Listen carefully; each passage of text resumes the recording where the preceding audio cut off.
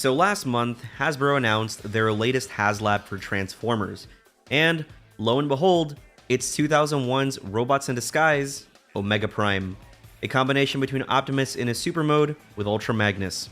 This is one a lot of people saw coming, but I was personally a little skeptical because I was under the impression that Optimus would never be in HasLab. So the existence of this figure kind of throws that rule out the window, and I think it's safe to assume that it no longer stands, which is largely why I'm making this video in the first place.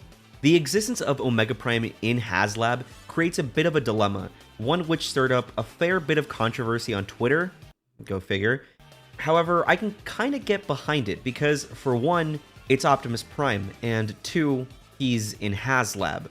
If you don't know what HasLab is, from my understanding, it's a crowdfunded project that is geared towards collectors who are willing to back it. In the case of Omega Prime, the campaign requires 10,000 supporters by March 14th, and if that goal is met, then the figure is created and it's shipped out to everyone who backed it. However, if it doesn't, then simply no one pays anything, nobody gets the figure. Previous HasLabs were Unicron, Victory Saber, and Deathsaurus, all of which met their goals, and the general consensus seems to be that Unicron is really cool, but more of a display piece.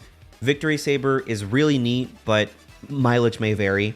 And Deathsaurus was fantastic, albeit much more expensive, especially when compared to Omega Prime, because this is 2 Commander class figures and 1 deluxe weaponizer. When you add all that up, it roughly comes out to about the asking price of $250, which I know sounds like overkill, but again, you are getting incredible value out of one purchase.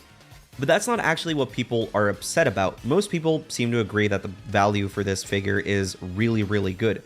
What I've seen people talk about is actually the fact that Omega Prime being in HasLab creates a really big problem going forward.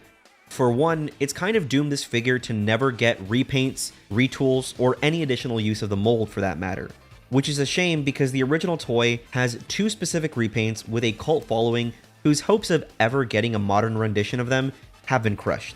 I know I said that this package has amazing value, but I've seen a handful of people express the sentiment that this could have been broken up into 2 commander classes and sold at retail, and I'm inclined to agree. Some people counter that by saying, well, it would have taken 2 commander slots, but honestly, I think that's a fair price to pay if it means that Omega Prime would be available for everyone as opposed to the exclusivity behind HasLab. Especially because if this figure meets its goal and it's sent out to everyone, anyone who may want it after the fact is probably going to have to pay double or maybe even triple the price in the aftermarket. Not to mention the small crowd of people who really only want one or the other, and they're now being forced to get both. I speak for myself when I say this, but I really only want Optimus Prime. I don't really care for Ultra Magnus, but if I want Optimus, I'm gonna have to get both. This is something that's made me feel pretty guilty because I have decided to back this HasLab, mostly because I love Robots in Disguise Optimus Prime, and I'm not gonna pass up that opportunity. So I promise when I get my hands on it, I'm going to review it because I need to justify this purchase somehow. Truly, first world problems here. So yeah, I know I've made a lot of points against this figure and I'm still deciding to back it, but what can I do? The campaign's already been created. They're not just going to end it because a couple people got mad on the internet, especially when it's already over 80% of the way, at least at the time of me recording this. Hey, editing me here, just saying that, yeah, this figure's reached its goal. I kind of procrastinated with this video and I didn't get it out before then. But then again, it reached that goal not that long after I finished recording the initial video, so that's cool. Back to the video. Going back on topic though, Omega Prime begs the question, should HasLab include highly sought after characters? As someone who's never previously backed any HasLab, I say no. But I can also accept that it's inevitable one will, such as the topic of this very video. They can't just stick to niche characters because they run the risk of a campaign failing, and that's usually not a good look. However, I also think it being Optimus Prime is where the main issue here is. Things already didn't go over well with Studio Series 102, which I only know the designation of because of the riot this guy created. He was sold exclusively through Target in the buzzworthy Bumblebee line, which is a line that already didn't get very well stocked, so you can only imagine how upsetting it must have been to see the latest Optimus Prime from a movie be sold exclusively in a store that, to my knowledge, doesn't even really exist anywhere else. So if you didn't live in the US and you didn't happen to find one in a Target that decided to stock it, you were out of luck. There's really no way around it. If Optimus Prime isn't widely available, it's going to suck. Even if Robots in Disguise isn't nearly as popular as the films, and believe me, I know it isn't, my point still stands. Again though, there's nothing we can really do about it now. All we can really do is see what happens going forward.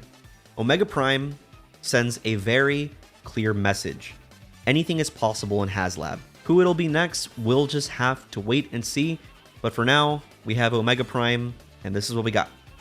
Hey, editing me here, just coming in to add a point that I forgot to mention in the initial video, and that is that I hope figures like this don't become a trend in HasLab. I think HasLab is a really cool way to do characters who are probably not very viable in retail, but otherwise have strong followings that they can back them. With Victory Saber and Deathsaurus, I can kind of understand it because those have cult followings that would definitely support them, and if you see their goals, they definitely met them.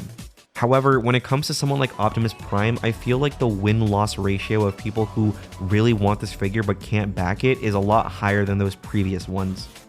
I'm basing this take purely from what I've seen online, but I guess what I'm trying to say is I hope characters like Omega Supreme, Metroplex, Trypticon are never in HasLab, especially if they are the G1 versions of those characters, because those are characters that I think are too iconic to be locked behind something as exclusive as HasLab, especially if they don't plan to ever reuse the molds in HasLab again.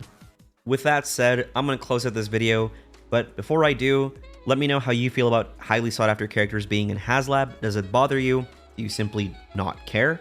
And finally, who do you think may be the next HasLab? I'd like to know what you think in the comments down below. Be sure to leave a like and subscribe for more Transformers content. And I'll see you in the next one. Bye-bye.